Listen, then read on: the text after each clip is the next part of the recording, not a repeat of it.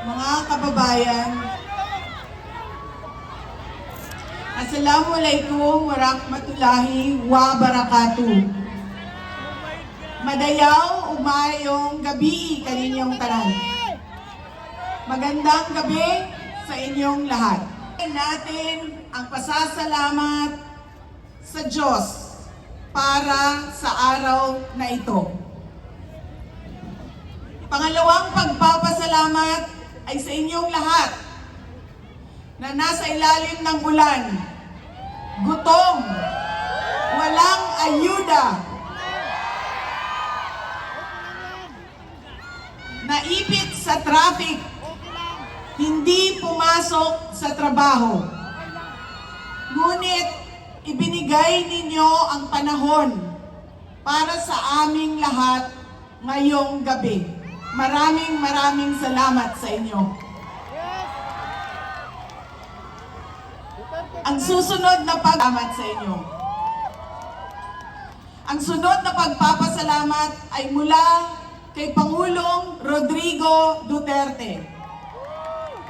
Sa inyong pagmamahal, sa inyong patuloy na suporta at pagdarasal na siya ay maibalik dito sa ating bayan. Maraming salamat. Ang susunod na pagpapasalamat ay mula sa akin sa patuloy ninyo na suporta sa akin at sa aking mga kasamahan sa opisina ng Pangalawang Pangulo. Maraming salamat. At ang huling pagpapasalamat ay mula sa aming pamilya. Dako kaayo ang amuang utang nga kabubuton kaninyong tanan sa oportunidad na ginahatag ninyo kanamo nga makaserbisyo sa atuang nasod. Daghan salamat. Ang pwesto na kinatatayuan ko ay hindi para sa akin. Ito ay para sa Pangulong Rodrigo Duterte. Pero tinawag ako ng tadhana dahil kinidnap ang tatay nating lahat.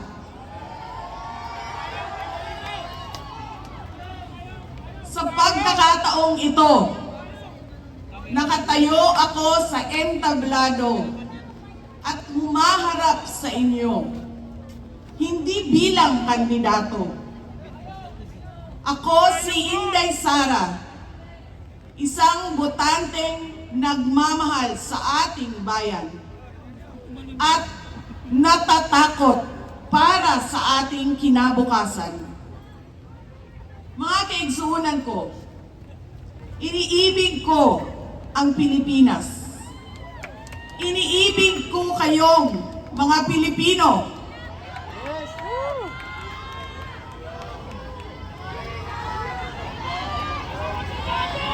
I love you too.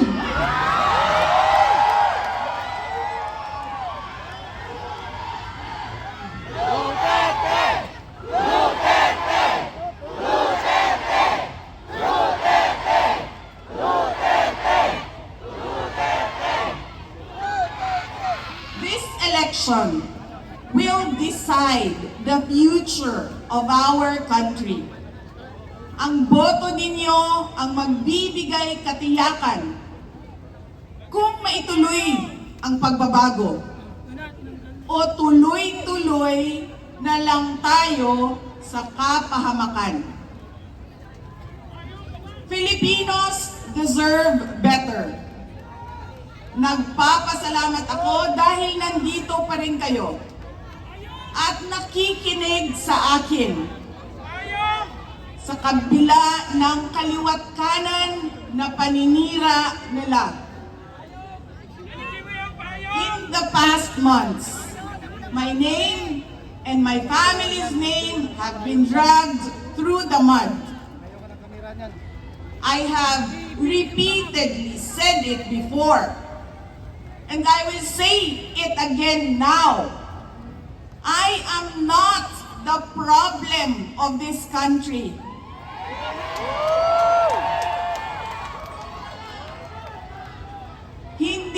ko ang problema ng Pilipinas?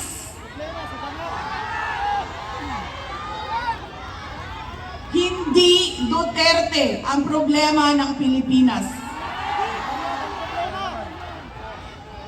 Sino nga ba ang tunay na makikinabang kung tuluyan ng burahin sa mundo ang pamilyang Duterte? Hindi ang mga Pilipino. Lalo nang hindi makikinabang ang mga biktima sa krimen, mga walang trabaho, mga naghihirap, o maging ang mga nagugutom. What we are witnessing is a systematic demolition job against political opponents that once dared to put the country first, even if it meant going against the most powerful interests in our homeland. Sa kasamaang palad, iniluklok natin ang isang leader na walang kakayahang maintindihan ang tunay na kalagayan ng mga Pilipino.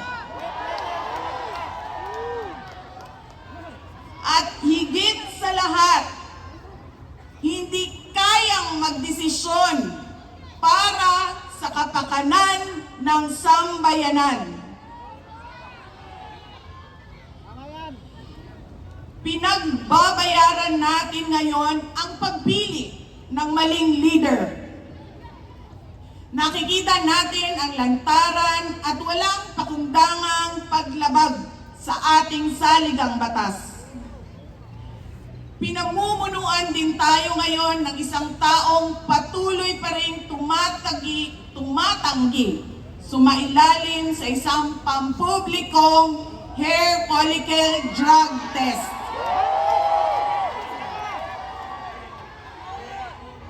At nagsinungaling sa 20 pesos ang bigas. Ang masakit pa, nakuha nilang kidnapin ang dating Pangulo at dali-dalian nilang itinapon sa ibang bansa upang litisin ng mga dayuhan.